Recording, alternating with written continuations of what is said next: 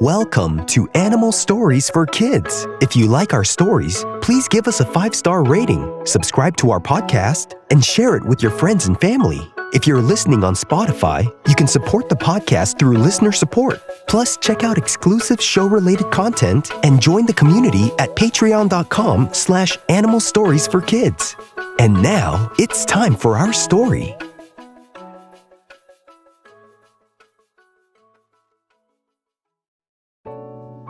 Once upon a time, there was an Arctic fox named Riley. Riley the Arctic fox loved to create new things. When she wasn't looking for squirrels or lemmings to eat, she would love to create inventions. She had dug out a large burrow in the forest for herself and her trinkets and gadgets. And her burrow was half her home and half her studio, and was filled with all sorts of contraptions she had made from different objects she found in the forest. Some of her inventions were simple, like a kind of fishing rod that was made from a stick and a string she found, or a sled made from a big piece of bark and an old broken piece of an antler. Others were more complex, like a solar-powered light, which was basically a small hole in the ceiling of her burrow that let the sun shine through and create a beam of light in her studio area so she can see. But it was only available to work in the daytime, which made it solar-powered. She was a clever Arctic fox. One winter day, Riley was exploring the forest when she came across a lost compass shining on top of the snow next to a walkway for humans. The compass was shiny, and a human probably dropped it without knowing. Riley was curious about the compass. To her, it was just a small object. She didn't really know what it was, but she could certainly find a use for it. So she took it back to her burrow. As she was going back home, she noticed the needle in the compass always pointing to the huge mountains outside of the forest. She would turn one way, and the needle would just spin around and point back to the mountains. She would run to the side, and the needle spun again and pointed back to the mountains again. Amazing, Riley the Arctic fox said to herself. This thing knows where the huge mountains are. The foothills of those huge mountains are where I usually find and eat lemmings. Interesting. I wonder what I can make of this. Riley examined the shiny object carefully. She noticed that it had a small hole in the back that she could look through. She wondered if she could use the hole to make a new invention out of this. As she walked, she had an idea in her mind and found some more objects, and she gathered some more materials for the invention from the forest, including a long piece of string and a feather she found. She then got back into her burrow where her solar-powered light was on, and she began to hold the end of the long piece of string and wrap it carefully around the bottom of the feather. She propped the feather up on some dirt so the bottom was facing up, and she spun the string around and around the feather.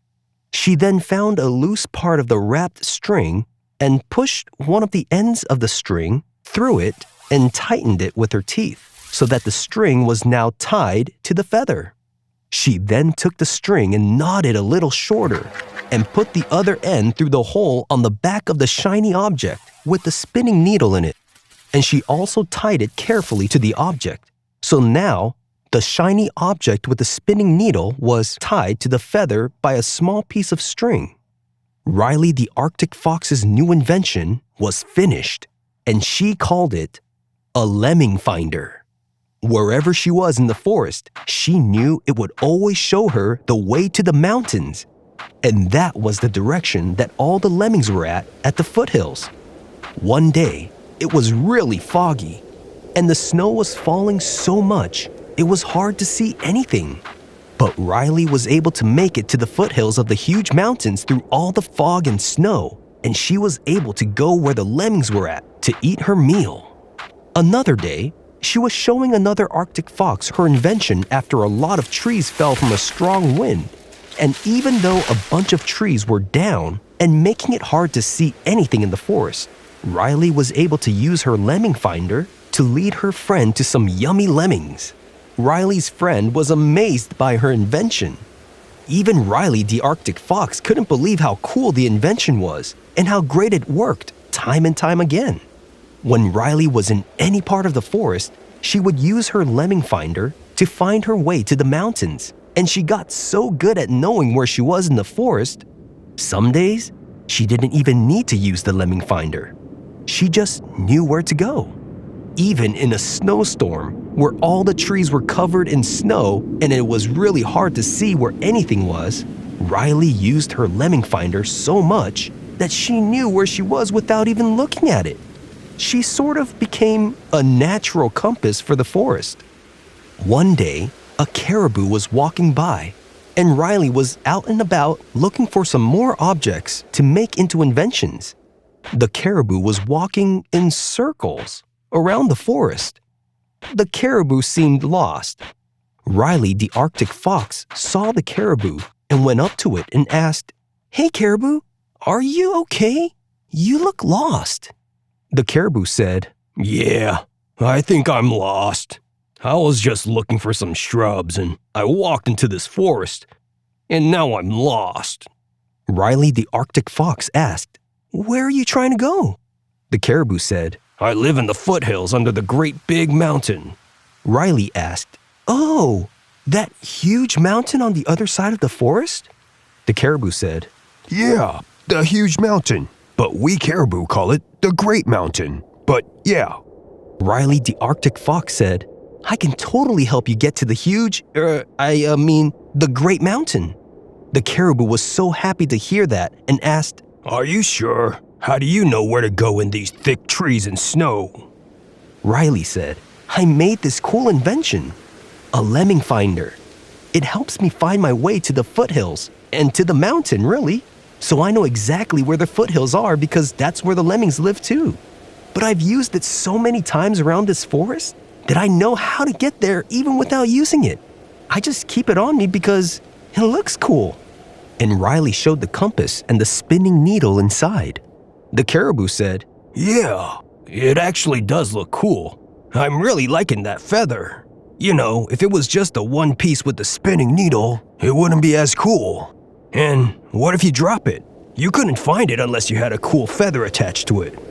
Riley the Arctic Fox said, "Yeah, totally. Exactly why I designed it. I'm glad you see that. Hey, let's get on our way toward the mountain so you can get back home."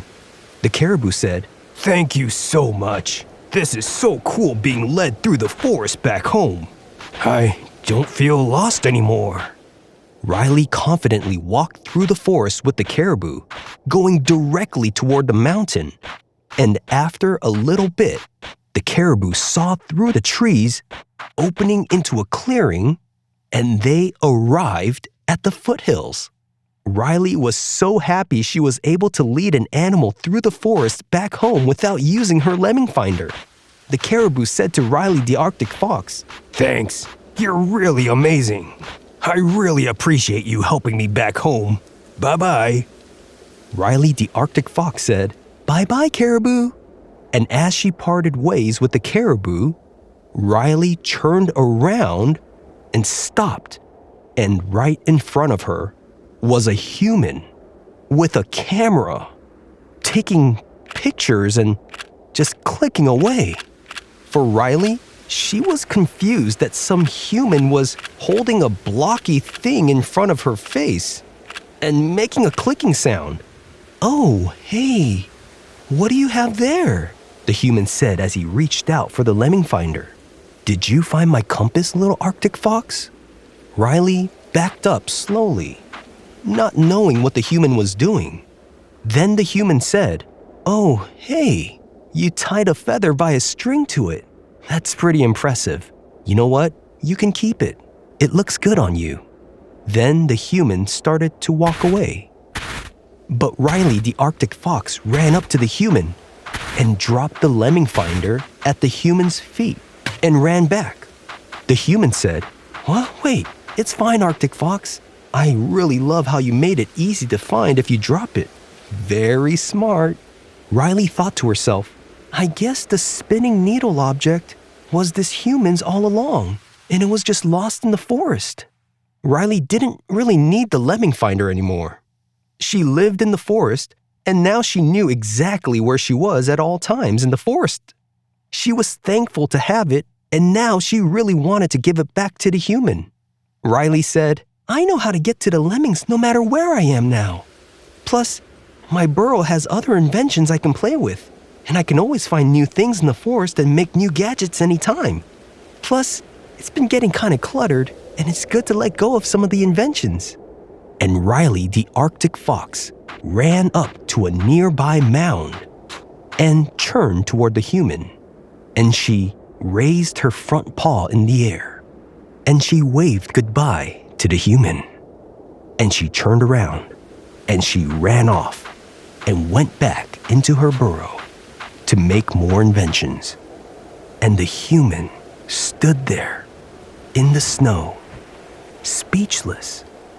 He just stood there with a smile, amazed at what just happened, as he held on to his new, refurbished gift from a forest animal. Riley the Arctic fox loved helping other animals find their way around the forest with her new learned skill. And she was happy that she was able to help a human find something that was lost. And the Arctic fox lived happily ever after. The end. The Arctic fox is also known as the white fox, polar fox, and snow fox, and they are native to the Arctic regions in the northern hemisphere and live along the tundra. The Arctic fox live in extremely cold temperatures and are known to not even shiver until it drops to almost -90 degrees Fahrenheit or -70 degrees Celsius.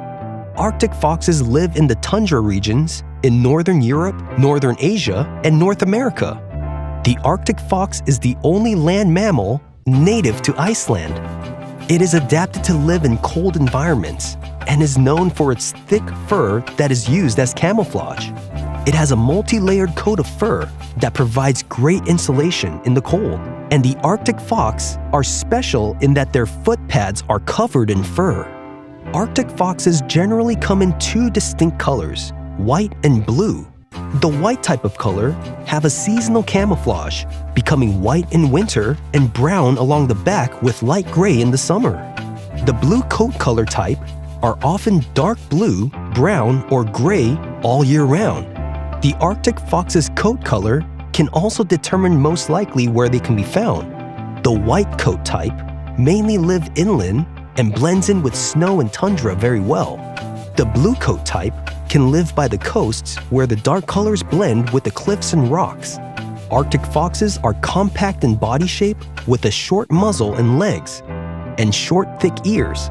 Arctic foxes can range from 16 to up to 27 inches long, and the tail itself can be 12 inches long, and they stand from 9 to up to 12 inches high.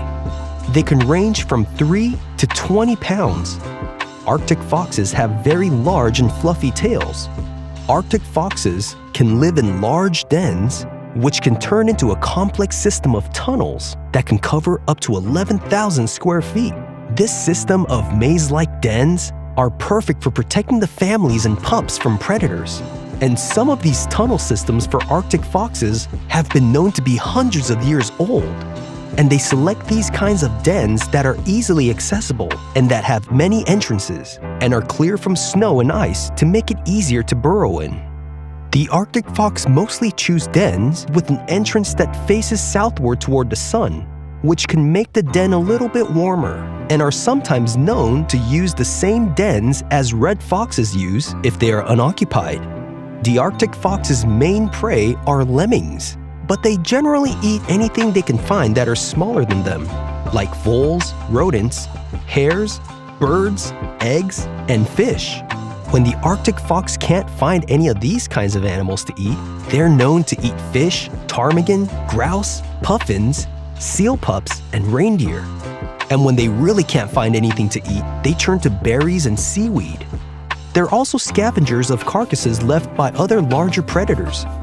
The Arctic fox can live from 7 to 10 years. Arctic foxes are the main carriers of an Arctic rabies virus. The Arctic fox has many predators, like polar bears, wolves, wolverines, brown bears, red foxes, and humans. They also have to watch out for the air, from predators like golden eagles, bald eagles, and also snowy owls. Have you seen a real-life Arctic fox before? If you have, where did you see it? If you want to write to us, ask your parent to email us at animalstoriesforkids@gmail.com and tell us what you think of our stories. We would love to hear from you. Thanks for listening to Animal Stories for Kids. If you like our stories, please give us a 5-star rating, subscribe to our podcast, and share it with your friends and family. If you're listening on Spotify, you can support the podcast through listener support. Plus, check out exclusive show-related content and join the community at patreon.com/animalstoriesforkids. Until next time, bye!